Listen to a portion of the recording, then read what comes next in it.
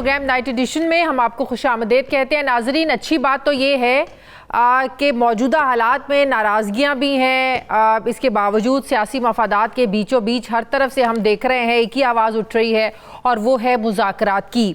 अब हमारा सवाल ये है कि तल्ख सियासी माहौल में पहल कौन करेगा, किसे करनी चाहिए, यानी बिल्ली के गले में घंटी कौन बांधेगा। पाकिस्तान के सियासी मंजरनामे पर आजकल जो हुकूमत है इसको मशवरे दिए जा रहे हैं कि इमरान खान से मुज़ाकरात होने चाहिए। पिछले कई दिन से पीटीआई ये बयानिया बना रही है कि तहरीक इंसाफ को तो डील की ऑफ़र्स हो रही हैं, बल्कि बात तो यहाँ तक भी हुई कि कहा जा रहा है कि इमरान खान पर ये दबाव डाला गया कि वो डील करें, जिस पर इसकी बात में तरदीद भी की गई वज़ीर दिफा की तरफ से कि हुकूमत ने ना तो कोई दबाव डाला है ना ही ऐसी कोई ऑफ़र की है।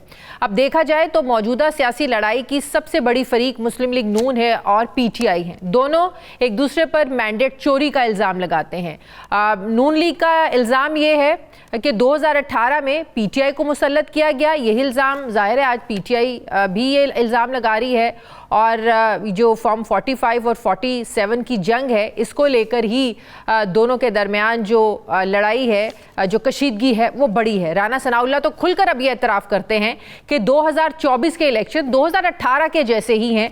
पहले पीटीआई कांधों पर बैठ के आई, अब जो है वो हमारा भी सवाल ये है कि अगर पीटीआई कांधों पर बैठ के आई तो अब कांधों पर बैठकर कौन आया है और क्यों आया है, तो फिर इस पर एतराज़ क्यों किया जा रहा है। राना सनाउल्लाह साहब का ये मानना है कि कांधों की जो सियासत है अब इसको ख़त्म करने के लिए जो सियासतदान है एक दूसरे के साथ बैठना पड़ेगा, एक होना पड़ेगा।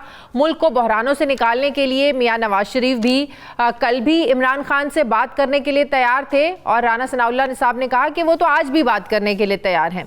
दूसरी तरफ आज सेनेट के इजलास के दौरान नून लीग और पाकिस्तान पीपल्स पार्टी की तरफ से भी पीटीआई को मुज़ाकरात की पेशकश की गई, जहां सेनेटर इरफान सिद्दीकी ने कहा कि पीटीआई महमूद खान अचकज़ई को सदर नामजद कर सकती है, मौलाना साहब के साथ बैठ सकती है, तो हमारे साथ हाथ क्यों नहीं मिला सकती।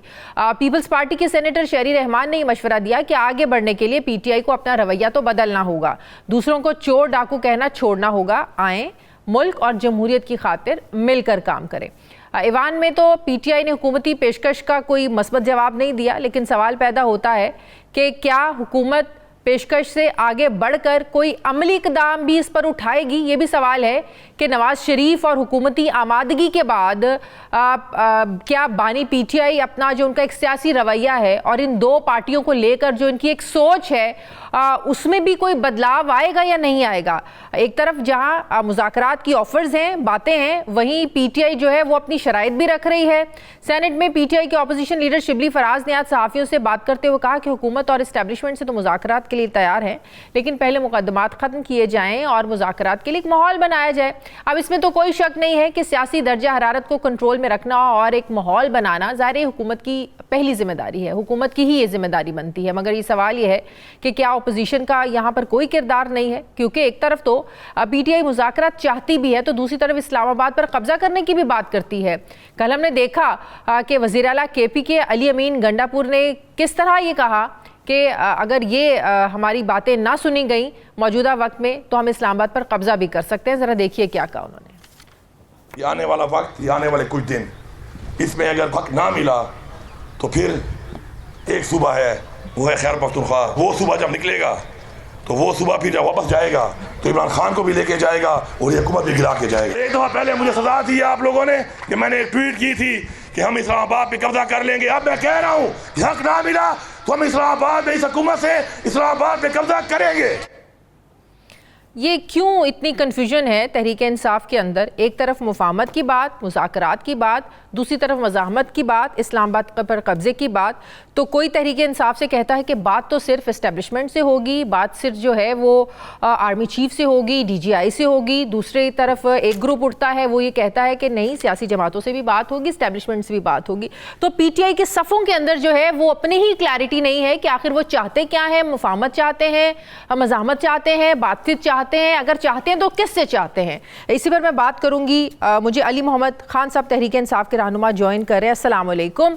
बहुत बहुत शुक्रिया अली मोहम्मद खान साहब आपका। अली मोहम्मद खान साहब, मौजूदा माहौल में सियासी लिहाज से अब ये बहस बहुत अहम बनती जा रही है मुज़ाकरात की कि एक चीज़ के लिए तो आप लोगों को अप्रिशिएट भी किया जाना चाहिए कि मौजूदा हालात में तहरीक इंसाफ ने मनवाई है ये बात कि मौजूदा जो सियासी जो पार्टियां हैं वो तहरीक इंसाफ के बगैर उनकी सियासत भी मुकम्मल नहीं है।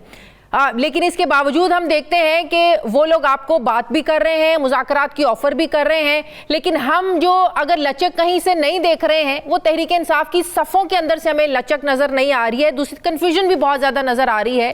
तहरीक इंसाफ चाहती क्या है, मुज़ाकरात चाहती है, नहीं चाहती है, किसके साथ चाहती है? अब तो हर तरफ से ऑफ़र आ रही है कि तहरीक इंसाफ को मिलकर बैठकर बात करनी चाहिए। बहुत शुक्रिया। बिस्मिल्लाहिर्रहमानिर्रहीम। अल्लाहुम्मा सल्लि व सल्लिम मुबारक अला मुहम्मद व अला आलि मुहम्मद। कुरान में एक जगह अल्लाह फरमाते हैं कि अम्रुहुम शूरा बैनहुम, जब कोई मामला आता है तो ये आपस में बैठ के शूरा करते हैं।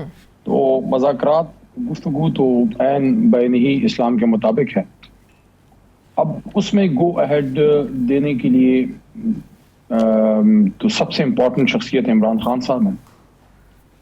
मैं ये गुमान करूंगा कि मुस्लिम लीग की तरफ से अगर कुछ लोगों ने ये बात की है तो फिर जाहिर है उसके पीछे मियां नवाज शरीफ साहब का गो अहेड होगा, क्योंकि उनके सबसे बड़े उनके जो लीडर है शहबाज शरीफ साहब तो चले पीएम के ओहदे पे हैं, लेकिन नवाज शरीफ साहब की पार्टी है तो जाहिर है फिर उनको नवाज शरीफ साहब की तरफ से गो अहेड होगा। पीपल्स पार्टी की तरफ से तो खुद आसिफ जरदारी साहब ने मुज़ाकरात की बात की। तो अब इसमें हमारी तरफ से इमरान खान साहब की इजाजत के बगैर तो ऑनेस्टली स्पीकिंग कोई ये नहीं कह सकता कि हम मुज़ाकरात के लिए तैयार हैं। अब ये जो उनकी ऑफर है कितनी सीरियस है इसका पता तो पार्लियामेंट के लेवल पे होगा कि अगर पार्लियामेंट के लेवल पे या बड़े लेवल पे जो है कोई ऐसी संजीदा ऑफर आती है। एक मीडिया में बात फ्लोट कर देना एक और चीज है और संजीदगी से आके एक वक्त की सूरत में बात करना एक और। अगर ऐसी कोई चीज है तो फिर वो खान साहब के सामने रख दी जाएगी। लेकिन आप देखिए ना कि नून लीग जो बयानिया बना रही है, नून लीग जो बयानिया बना रही है, अब उनका नया बयानिया ये है कि जो कांधों की सियासत है ना, जिस पे 2018 में आप तहरीक इंसाफ ने कांधों की सियासत की और अब ये खत्म होना चाहिए ये सिलसिला। बात ये है कि वो चाह रहे हैं कि वो एक जो कांधा इस्तेमाल माजी में भी होता रहा, अब भी हो रहा, आप इसको छोड़ें, मिलकर सियासी मामलात सियासी लोग हल करें। लेकिन तहरीक इंसाफ की तरफ से मसला ये है कि तहरीक इंसाफ देख कहीं और रही है। अभी शहरयार अफरीदी साहब एक टीवी प्रोग्राम में कह रहे थे कि हमने अगर बात करनी है तो हमने सिर्फ एस्टैब्लिशमेंट से करनी है, आर्मी चीफ से करनी है, डीजीआई से हमने बात करनी है। बात यह है कि अगर कांधों की सियासत अगर आप लोगों ने छोड़नी है तो दूसरी तरफ फिर उम्मीदें भी उधर से आप लोगों को छोड़नी पड़ेंगी। नहीं, इमरान खान साहब ने जो बात जेल से की एक सख्त बयान निकाला था। हाँ। उसमें उन्होंने आखिर में ये बात भी की कि मैं सबसे बात करने के लिए तैयार हूं। और ये बात 5 अगस्त को भी मोहतरम इमरान खान साहब ने की। और बहैसियत पॉलिटिकल वर्कर हमें तमाम पॉलिटिकल फोर्सेस से बात करनी चाहिए। देखें, एक बात हम सबको समझनी है कि हम आपस में एक मिनिमम लेवल ऑफ कोऑपरेशन होनी चाहिए सब शोबों के बीच में। लेकिन जो ट्राइकोटमी ऑफ पावर्स है कॉन्स्टिट्यूशन में, उस पर अमल भी होना चाहिए। इंतजामिया का अपना रोल है, मुक़न्निना का अपना रोल है, और उसके साथ साथ जुडिशरी का, अदलिया का अपना रोल है। फ्रेमर्स ऑफ द कॉन्स्टिट्यूशन ने उस जमाने में हालात ऐसे नहीं थे 1973 में, हालांकि मुल्क टूट तो चुका था बदकिस्मती से, और एक 10 साल आमरीत मरहूम अपना अयूब खान साहब की गुजर चुकी थी, लेकिन ऐसा माहौल नहीं था। तो अब मैं ये समझता हूँ कि वक्त ये भी आ गया है कि जब ये मामला हल हों, खान साहब बाहर आए, और जब ये वाले मामला थोड़े बेहतर हों तो फिर आईन में इस पे भी काम किया जाए कि एक बड़ा रोल है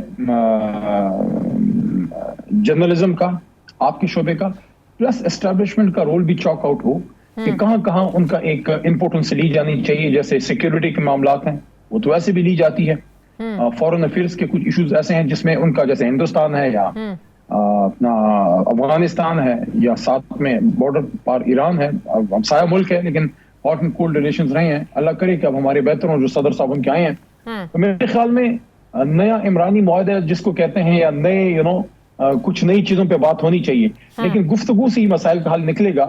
उसके लिए एक नुक्ता वो ये है ये हमेशा हुकूमत के पास देने के लिए ज्यादा होता है।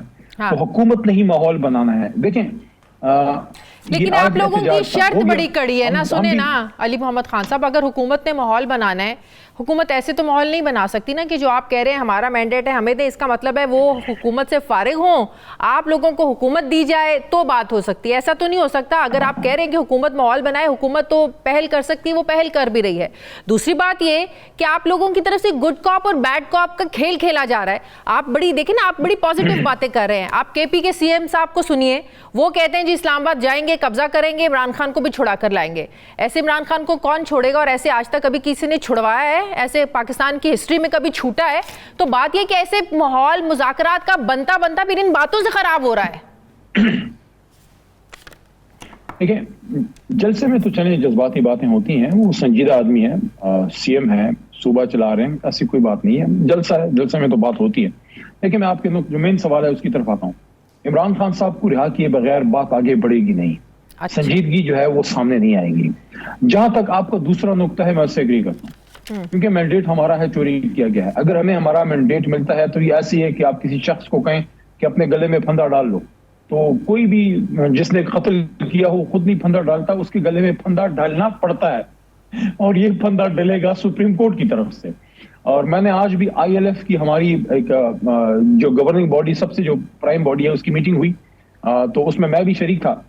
मैंने वहां भी ये तजवीज रखी है, जो हमारे ILF इंसाफ लॉ फोरम की मैं बात कर रहा हूँ, उनकी तरफ से भी रिकमेंडेशन जाएगी, और कोर कमेटी में मैंने 3 दफा ये बात रखी है। और अब अगले हफ्ते अगर इमरान खान साहब से मेरी मुलाकात हो पाती है तो मैं उनके सामने भी ये नुक्ता रखूंगा। बल्कि ये भी मुझे इतला है कि उनकी भी ये ख्वाहिश थी, लेकिन अभी उस पर शायद उस तरह से बात आगे नहीं बढ़ी, कि 184(3) सुओ मोटो नोटिस के लिए, जो 184(3) जो इनहेरेंट जुरिस्डिक्शन है सुप्रीम कोर्ट ऑफ पाकिस्तान की, हम एक पिटिशन हमें मूव करनी चाहिए, अब भी हमें मूव करनी चाहिए, अभी वक्त नहीं गुजरा, कि सुप्रीम कोर्ट ऑफ पाकिस्तान इसका सुओ मोटो नोटिस ले। और मैंने ये बात आज रखी वकला के सामने, हमारी जमात के तमाम सीनियर वकला, ILF के हेड्स बैठे थे, कि अगर 4 हलकों पे 2014 में अगर 4 हलकों पे जुडिशल कमीशन बन सकता था, 4 हलकों पे, तो ये तो 200-250 हलकों की बात है। तो इस पे अगर supreme court suo motu notice लेती है, जो जुडिशल कमीशन बनता है सुप्रीम कोर्ट के नीचे, तो उसकी जो इन्वेस्टिगेशन होगी, उसका नतीजा चाहे जो भी निकले, मानना फिर सबको पड़ेगा, तो मुल्क आगे चल पड़ेगा। क्योंकि कुछ मामलात पे तो अपोजिशन और हुकूमत आपस में बैठ के मामलात शायद तय कर पाए, लेकिन जहां आपकी बात दुरुस्त है, जहां मैंडेट की बात है, वो हुकूमत इसलिए नहीं मानी कि सारे फॉर्म 47 के यार लोग बैठे। तकरीबन आप ये समझ लें कि देखिए 17 सीट्स हमारे हिसाब के मुताबिक, वी मे बी रॉन्ग, लेकिन हमारे हिसाब के मुताबिक 17 सीटें बनती हैं नून की। तो ये आपकी ठीक है, तो ये 2 शराइत हैं, खान साहब को बाहर लाएं, मतलब कि सियासी तौर पर वो आप समझते हैं कि उनको बाहर आना चाहिए। जो एक अदालती जो मुकदमात चल रहे हैं, जाहिर है कानून के तहत ही वो बाहर गए हैं, वो उस रास्ते पर चलते हुए आप लोग नहीं चाहते कि उनको इंसाफ मिले, जो कानूनी एक रास्ता है। आप चाहते हैं कि दबाव डाल के सियासी तौर पर उनको बाहर लाया जाए।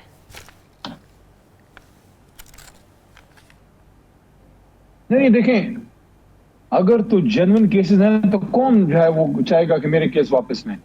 आप मेरी बात समझ रही हैं ना? देखिए, आपके सामने मैं मिसाल बैठा हूं, 7 दफा गिरफ्तार हुआ, 13 MP और ये सारे मेरे ऊपर 14 MP जो भी थे वो सारे लगाते गए। जब उससे कुछ हाथ ना लगा तो फिर दहशतगर्दी का लगा दिया मेरे ऊपर, आर्मी एक्ट लगा दिया और सीक्रेट एक्ट लगाया। वो दहशतगर्दी अदालत से मेरा केस खत्म हो गया। जब वो खत्म हो गया 9 मई का केस, तो फिर करप्शन के झूठे केस लगाने शुरू कर दिए। तो अब मेरे जैसे लोग, तुम तो अदालत से निकले, लेकिन मेरे पे खान साहब जितने केसेस तो नहीं थे।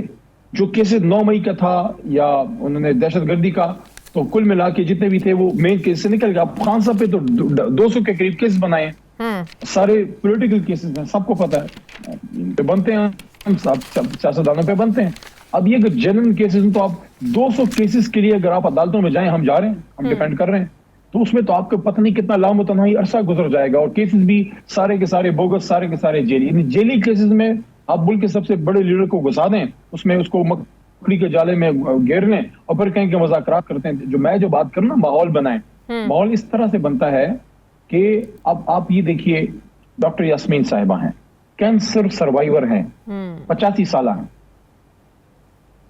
आलिया हमजा है, एक्स एमएनए इंजीनियर है मेरे ख्याल में by qualification, she is an engineer, ex MNA, बच्चियों की माँ है, वो साल से अंदर है। उसके साथ सनम जावेद साहिबा है, उनके भाई का भी शायद कोई 2 बच्चे छोटे उनके भी बिल्कुल, बिल्कुल। उनके हस्बैंड बेचारे रुलते हैं और वालिद साहब उनके रुलते हैं अदालतों में। अब ये जो खवातीन है, इन्हें क्या रियासत का बिगाड़ा है? अगर आप इन जैसे लोगों को रिलीफ देते हैं, वो बात ठीक है, लेकिन ये टेबल पे बैठ के ऐसी बातें होती है ना, वाया मीडिया या प्रोग्राम्स में बैठकर या मीडिया के थ्रू प्रेस टॉक्स में ये बात करके, तो आप ये इसको डायलॉग हम नहीं बोल सकते ना। अगर बिल्कुल ठीक है, आप लोगों की शरायत है, जब 2 फरीक बैठते हैं तो दोनों के मुतालबात होते हैं, दोनों अफ्रीकैन को कहीं ना कहीं लचक दिखानी पड़ती है। बिल्कुल ठीक है, अगर आप लोगों की मुतालबात है, आप लोग बैठने के लिए राजी नहीं है ना। ये वाया प्रोग्राम्स तो हर रहनुमा आकर बात करता है, ये होना चाहिए, होना चाहिए, होना चाहिए। जी प्लीज। देखिए, मैं इस पे आपको प्रैक्टिकल बात करता हूँ। एक होती है ना, उसने ये कहा, मैंने ये कहा, ये करना चाहिए, वो हो जाएगा। हाँ। ये 75 साल से हो रहा है। अमली बात क्या है? पार्लियामेंट का सेशन जारी है। आज भी मैं पार्लियामेंट से निकल के फिर हम आए, मैं तो मरदान में हूँ। आज हमारा एहतजाज था वो दानली के खिलाफ और खान साहब की रिहाई के लिए। इधर हमारा काटलंग इलाका है, तहसील, उधर इलेक्शन भी था, लेकिन पीर वाले दिन इजलास फिर भी है। हुकूमत के जो सीनियर लोग हैं हमारी तरफ, हमारे पास आ जाएं, जो उनके पास जो रिकमेंडेशन है वो हम लेके खान साहब के सामने रख देंगे कि जनाब ये चीजें अब आप बताएं, मुज़ाकरात करें ना करें, किस तरह करें, किन चीजों पे करें ना करें। सबसे पहली चीज मेरे ख्याल में, मेरे से अगर कोई पूछे, सबसे पहले इमरान खान की रिहाई है। उनकी रिहाई हो, उसके बाद बाकी चीजों पे बात हो सकती है। लेकिन आप अगर खान साहब के सामने उनकी तजावीज आप दें, जो उनकी तजावीज हैं, हम मनोहन खान साहब के सामने रख देंगे। लेकिन आप लोगों के अंदर इस चीज की भी क्लैरिटी होनी चाहिए ना कि बैठना आपने किसके साथ है, उम्मीदें आप लोगों किससे आप लोगों की उम्मीदें हैं। क्या बतौर सियासतदान, बतौर एक सियासी जमात आप लोग समझते हैं कि सियासी जमात के साथ ही, सियासी जमातों के साथ ही आपको बैठना है, या अल्टीमेटली आप ये समझते हैं कि आप लोगों को वो जो शहरियार अफरीदी साहब बात कर रहे हैं कि डीजीआई और आर्मी चीफ के साथ ही आप लोगों को बैठना है? क्लैरिटी होनी चाहिए ना पार्टी के अंदर, बात किससे करनी है आप लोगों ने? देखिए, मैं इसका बड़ा, मेरे ख्याल में, मैं पार्लियामेंट्री फेज का चूंकि मिनिस्टर रहा हूं, तो मैं सारी चीजें आईन और पार्लियामेंट के अंदर ही वो मैं समझता हूँ मसाइल पार्लियामेंट के अंदर से निकलना चाहिए। हाँ। अगर हुकूमत और अपोजिशन बैठती है कुछ ऐसे नुकात पे जिसकी इजाजत इमरान खान साहब खुद दें, हाँ। अगर वो कहें, इजाजत दें किन नुकात पे बैठे, नुकात कौन से हैं वो बताए, हुकूमत बताए कि कौन से नुकात उनके ख्याल में उस पर बात हो। मेरे ख्याल में तो 2 बड़े नुकात, इमरान खान साहब और असीरान की रिहाई और मैंडेट की वापसी। अब मैंडेट की वापसी का जहां तक ताल्लुक है, उससे मैं आपसे एग्री करता हूँ, और हुकूमत कभी नहीं मानेगी, उसके लिए हम लोगों को फिर सुप्रीम कोर्ट जाना पड़ेगा अल्टीमेटली। बिल्कुल सही, बिल्कुल सही। बहुत बहुत शुक्रिया तहरीक रहनुमा अली मोहम्मद खान साहब मेरे साथ थे। मुझे प्रोग्राम में एक ब्रेक लेनी है, नाज़रीन वापस आते हैं एक वक्फे के बाद।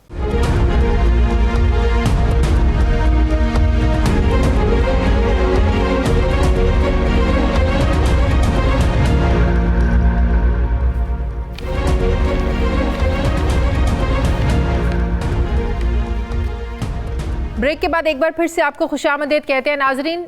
जहां नवाज शरीफ के इमरान खान से मुज़ाकरात करने पर आमादगी सामने आई है और जहां सदर पाकिस्तान आसिफ अली जरदारी ने सारी सियासी जमातों को एक कदम पीछे होने का मशवरा दिया है, बातचीत का एक माहौल लग रहा है कि बन सकता है, वहीं सेनेटर फैसल वाउडा ने भी सेनेट में अपने पहली तकरीर में सियासतदानों को एम्पावर करने की ज़रूरत पर जोर दिया है। आज़ाद हैसियत में मुंतखब होने वाले सेनेटर फैसल वाडा ने कहा कि हमारे बनाए हुए कानून को हमारे ही खिलाफ इस्तेमाल किया जाता है, हम भी इस ईवान में अपने पेटी भाइयों का दिफा करेंगे। हो सकता कि कोई सादिक और अमीन के सर्टिफिकेट इस ऐवान के बाहर हमें दे, हमारी पगड़ी उछलेगी तो हम पगड़ियों के फुटबॉल बना देंगे। यहाँ मैं, तलाल चौधरी साहब और ऐसे बहुत सारे लोग हैं जिन्होंने बहुत कुछ सफ़र किया है लाकानूनियत की वजह से, आइन और कानून की धज्जियाँ उड़ते हुए हमने देखा है। हमारा कसूर यह था कि हम वोकल थे। फैसल वाडा साहब जो रजीम चेंज के बाद अपनी पार्टी यानी पीटीआई से अलग हुए और जिनको बारे में कहा जाता है कि वो प्रो इस्टेब्लिशमेंट है और वो मानते भी हैं, वो अचानक सियासतदानों के साथ साथ जजीज़ और जर्नैलों के एहतसाब की भी बात कर रहे हैं। वो सियासतदानों के बनाए हुए कवानीन की गलत तशरीह पर आवाज़ उठाने की भी बात करते हैं। सेनेट में उनके लहजे में एक इत्मीनान भी नज़र आया अपने साबिक लीडर इमरान खान के लिए। एक उनके हमने जो लहजा देखा, बड़ा नर्म लहजा हमें नज़र आया वाडा साहब का। उन्होंने कहा कि उन्हें सच सच बोलने पर पार्टी से निकाला गया, पार्टी छोड़ी नहीं, लेकिन उन्होंने प्रेस कॉन्फ्रेंस नहीं की। हालांकि यहाँ बहुत से प्रेस कॉन्फ्रेंस करने वाले बैठे हैं। यही नहीं, उन्होंने जरदारी साहब की कैद की भी मजम्मत की, नवाज शरीफ की, नाहिली की भी उन्होंने बात की। क्या कहा उन्होंने, जरा देखिए। इमरान खान साहब से लेके, जरदारी साहब से लेके, नवाज शरीफ साहब से लेकर भुट्टो साहब तक, जब तक ये निज़ाम ठीक नहीं होगा चेयरमैन साहब, ना यहाँ कोई असेंबली, ना प्रोडक्शन ऑर्डर, ना कोई लीडर, ना कोई वर्कर, ये 6 को 9 और 9 को 6 करना जब तक बंद नहीं होगा पाकिस्तान में, जो 65 साल से हो रहा है, तब तक पाकिस्तान नहीं ठीक हो सकता। हम एक 149 नंबर पे पहुंच गए अपने निज़ाम की वजह से, इंसाफ के। तो क्या पाकिस्तान में इस वक्त क्या सिर्फ सियासी कुव्वतें मिलकर बैठकर ही जो सियासी नफरतें हैं, ये जो एक पॉलिटिकल एक पोलराइजेशन बहुत ज़्यादा हमारे मुआशरे में, इस मुल्क में बढ़ गई है, क्या ऐसे ही ये ख़त्म कर सकती हैं तमाम सियासी जमातें मिलकर? जैसे कि हर तरफ से मुज़ाकरात की दावत दी जा रही है, तो क्या ऐसे में इस्टेब्लिशमेंट को भी ऑन बोर्ड करना बहुत ज़्यादा ज़रूरी होगा? क्योंकि तहरीक इंसाफ तो चाहती है कि इस्टेब्लिशमेंट के साथ वो पहले बातचीत शुरू करें। क्या यह हकीकत नहीं है कि गुज़श्ता कुछ सालों की सियासी पोलराइजेशन ने हमारे इदारों को बख्शा, ना ही उनमें जो बैठी शख्सियात हैं उनको बख्शा? तो क्या अब इन सियासी नफरतों का खात्मा होने जा रहा है? सियासी हालात और वाक़यात पर बड़ी गहरी नज़र रखते हैं फैसल वाडा साहब, वो इस वक्त मेरे साथ प्रोग्राम में मौजूद हैं। अस्सलाम वालेकुम, बहुत बहुत शुक्रिया एंड बहुत बहुत मुबारक हो फैसल वाडा साहब, सेनेटर बनने के बाद दूसरी बार जो बने हैं, पहली बार आप मेरे प्रोग्राम में आ रहे हैं, मुबारक हो आपको, बहुत शुक्रिया। फैसल वाडा साहब, कल जो आपने सेनेट में पहली तकरीर की, उससे ये तासुर मिला, बल्कि लगा कि मौजूदा जो मसाइल हैं, जो एक सियासी बहरान है, इसकी जिम्मेदार है सिर्फ जुडिशरी। आपकी बातों से ऐसे लगा। भुट्टो साहब की फांसी से लेकर जरदारी साहब की 14 साल कैद, फिर नवाज शरीफ साहब की नाअहली और इमरान खान को अदम एतमाद के जरिए हटाना, आप समझते हैं कि सब जुडिशरी इसकी जिम्मेदार है। लेकिन मेरा सवाल ये है कि इस्लामाबाद हाई कोर्ट के 6 जजेस का ख़त, जिसमें उन्होंने मुख्तलिफ हवाले दिए, किस तरह एजेंसीज दबाव डालती हैं, किस तरह प्रेशराइज किया जाता है, अगर उस पैराए में मैं आपकी बात देखूं तो क्या फिर भी आप समझते हैं कि जुडिशरी ही जिम्मेदार है? वाडा साहब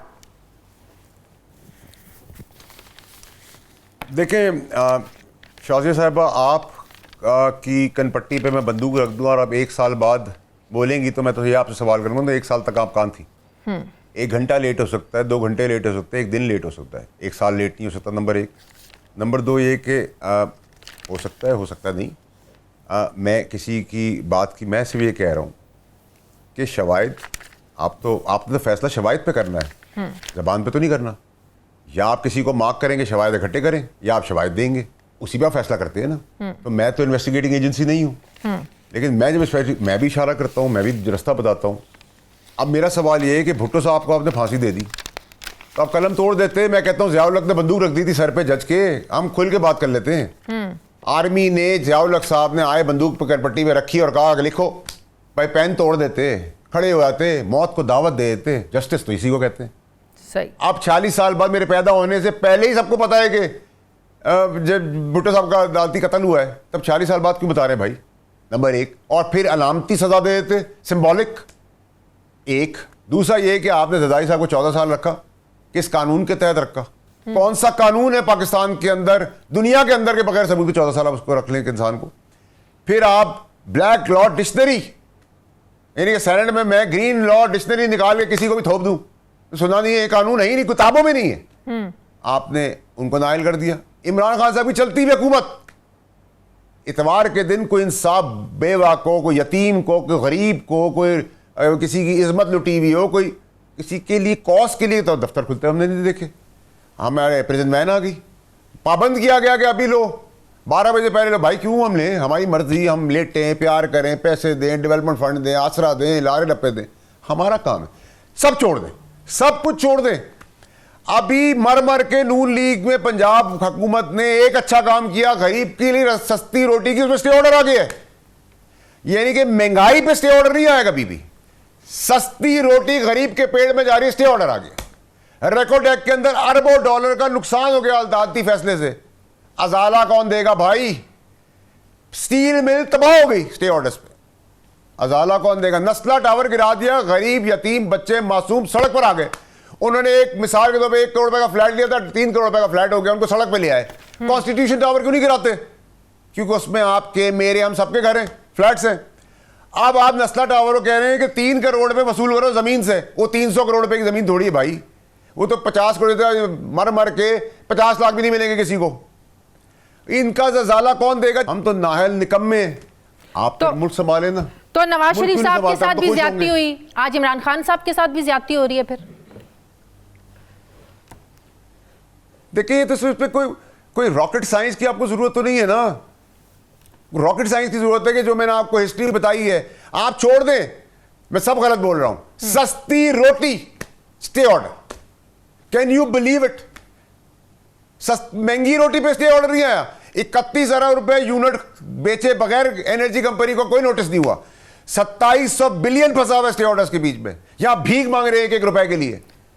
लेकिन ऐसे में 45 साल 50 साल 40 साल बाद तो हमें ये पता चला है। बिल्कुल सही कह रहे हैं, महंगाई पर भी स्टे ऑर्डर आना चाहिए। लेकिन आपको पता है जो सस्ती रोटी का जो मामला अदालतों में गया है, जो नान भाई हैं, जो लोग हैं वो लेके गए हैं, या तो आप महंगाई भी कम करें ना। अब महंगाई है नहीं तो जो तंदूर वाले उन्होंने अपनी जेब से डाल के तो सस्ती रोटी करके नहीं देनी है ना। या तो हुकूमत उनको भी फैसिलिटेट करे, उनको सस्ता आटा दे। महंगाई मार्केट में वहीं बरकरार है तो वो लोग भी क्या करें? शाजिया साहिबा जी देखिए, ये उन नान वालों का और गवर्नमेंट का मामला है। गवर्नमेंट उनको देती है गंदम, आधे पैसे देती है, पूरे पैसे देती है, सब्सिडी दे देती है, पूरा मुल्क बेच के उनके हवाले कर देती है। This is their lookout. मैं आपको अदालत में ले जाऊंगा। ये शाजिया साहिबा मुझसे 10 बजे का शो करा रही है, 10:05 में कराती है, कहती 10 बजे। इस पे क्या स्टे आ जाएगा? नहीं, शाजिया साहिबा मुझसे ये सवाल कर रही है, इनका ये हक नहीं बनता। ये भी कोर्ट में चला जाता हूं मैं लेकर। कैमरामैन वेस्ट कोट पहन के नहीं आया, डीएसएनजी का प्रॉमिस किया था, कोई और कैमरा भेज दिया है।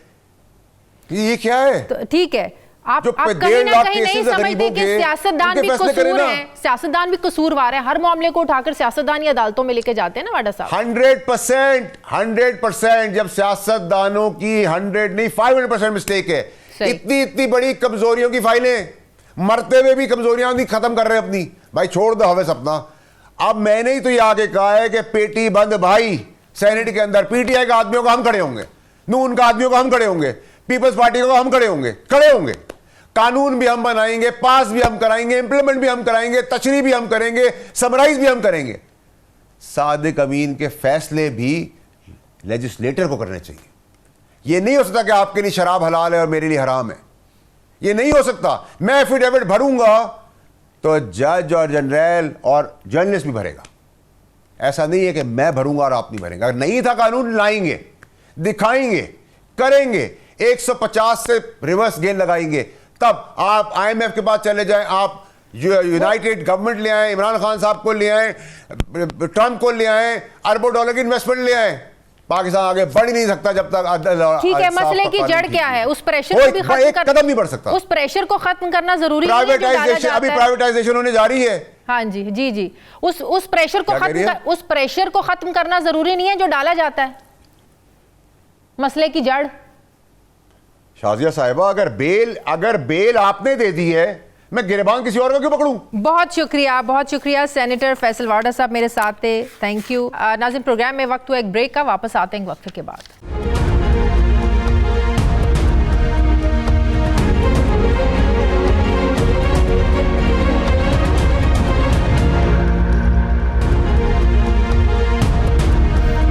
ब्रेक के बाद एक बार फिर से आपको खुशामदीद कहते हैं नाजरीन। एक बहुत बड़े अमरीकी सरमायाकार वॉरेन बफेट ने कारोबार के 2 मशहूर असूल दिए हैं। Rule number 1, never lose money, and rule number 2, never forget rule number 1। यानी पहला उसूल के अपना सरमाया बचाओ और दूसरा उसूल के अपना पहला उसूल मत भूलो। ये कहावत या उसूल सिर्फ अमेरिका में नहीं बल्कि पूरी दुनिया का जो बिजनेसमैन है वो फॉलो करता है। सरमायाकार अपनी सरमायाकारी को लेकर इतने ज़्यादा हसास होते हैं कि ज़ीरो रिस्क पर काम करना चाहते हैं, और यही वजह है कि वो आने वाले वक्त और हालात को बेहतर तरीके से जो उनकी प्रिडिक्ट है वो भी कर सकते हैं। हम देख रहे हैं कि गुज़श्ता 3 सालों से मुल्क में सियासी अदम इस्तेहकाम है, जिसने हमारी जो बिज़नेस कम्युनिटी है और जो इन्वेस्टर है इसको डरा कर रखा हुआ है। जब जो सेठ है ये मुल्क की मईशत में सरमायाकारी से घबराता है तो जाहिर है इसका नुकसान सिर्फ उसे नहीं होता बल्कि उसके साथ जो जुड़े लाखों जो लोग होते हैं उनको भी होता है।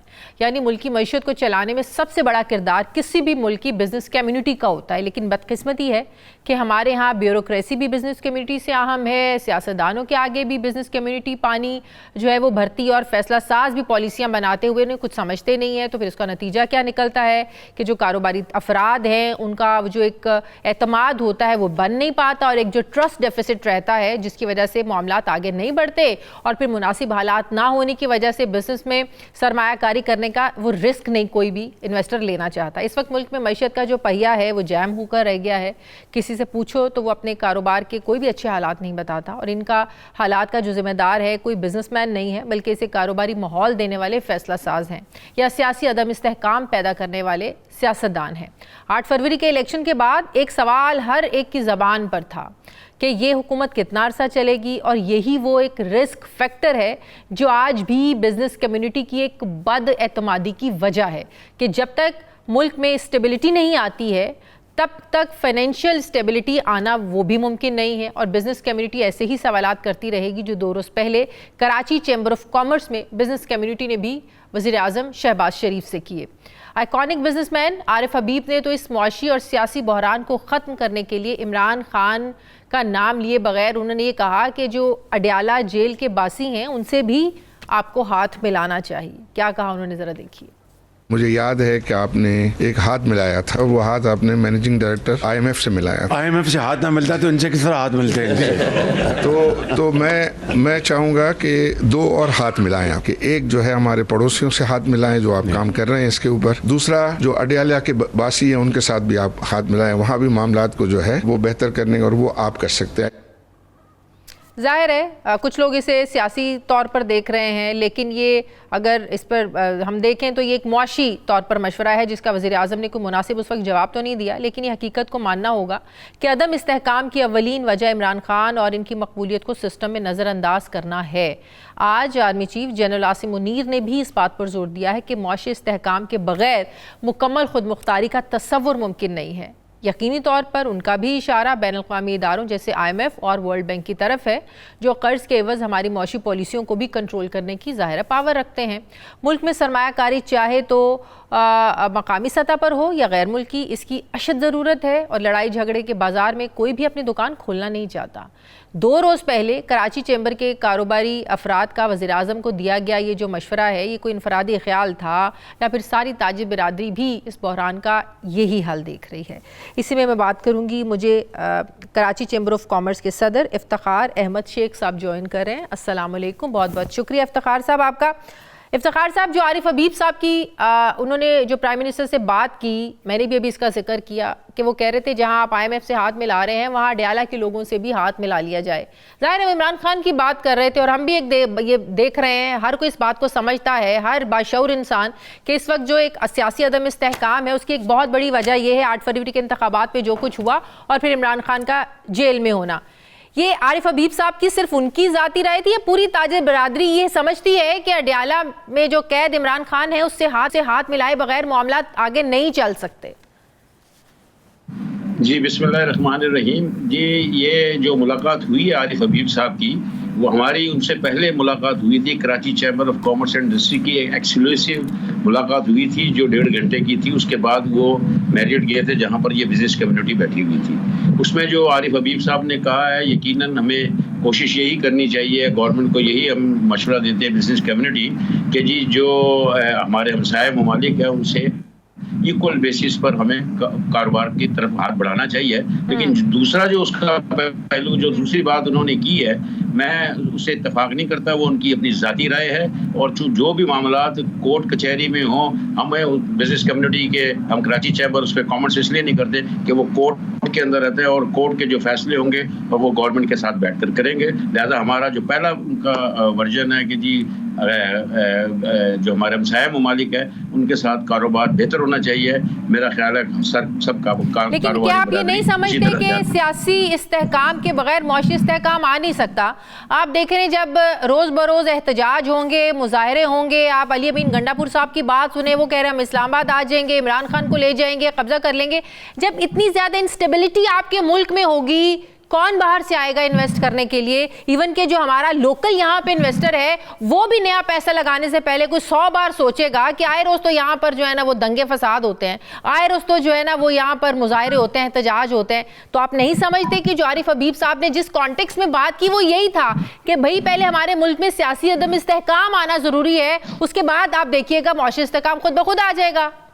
कराची के अंदर जो इंडस्ट्री है वो इस वक्त पिछले 2-3 साल से एक बुरी हालत में है। उसके अंदर नई इन्वेस्टमेंट की तो हम बात ही नहीं कर रहे। हम तो जो इस वक्त इंडस्ट्रीज हैं उसको हम रिवाइवल की बात की हमने वजीर आज़म से, हमने बिजली की प्राइस की बात की, हमने गैस की प्राइस की बात की, हमने पानी की शॉर्टेज की बात की, हमने K4 पर डिस्कस किया, हमने जो आजकल हालात हैं उस हालात पर हमने वजीर आज़म से कई रिलीफ है SRO जो निकाले जा रहे हैं बिजनेस कम्युनिटी को अपने कॉन्फिडेंस में लिए बगैर SRO 355 के मुअत्तल करने की हमने बात की। देखिए बात यह है कि कराची चैम्बर ने हमेशा वो बातें की हैं जो बिजनेस कम्युनिटी की ज़रूरत है। ये आपकी बात बिल्कुल सही है, हम इस बात पे इत्तफाक करते हैं कि जब तक मईशत उसी वक्त बढ़ेगी जब स्टेबिलिटी आएगी। उस वक्त स्टेबिलिटी के लिए ज़रूरी है कि गवर्नमेंट जो इक़दाम करना चाहती है वो तेज़ी से करे। जब तक गवर्नमेंट कॉन्फिडेंस बहाल नहीं होगा, अब ये नई गवर्नमेंट आई है, 5 साल के लिए गवर्नमेंट आई है और हमें उम्मीद है कि जिस तरीके से ये लोग चल रहे हैं, पिछले 1.5 महीना हुआ है अभी, और 1.5 महीने में जितनी तेज़ी से कोशिश कर रहे हैं और जिस तरह मीटिंगें कर रहे हैं, हमें बड़ी उम्मीद है कि ये हमसे और कराची की पाकिस्तान की बिजनेस कम्युनिटी से जो इनपुट लेंगे उसके अंदर अगर इस्लाहात तेज़ी से करेंगे तो मैं यकीनन आपसे कहता हूँ कि हालात अच्छे होंगे। मईशत जब बेहतरी की तरफ रवा होती है तो हालात भी अच्छे हो जाते हैं, सियासी अदम इस्तेहकाम भी खत्म हो जाता है। लेकिन मईशत इज इम्पोर्टेंट कि मईशत का पहिया चलता रहे और तेजी से चले। अभी हमें तेजी से चलने की जरूरत है, हमें बहुत काम करने की जरूरत है, इसमें कोई शक नहीं है। गवर्नमेंट के ऊपर बहुत भार है।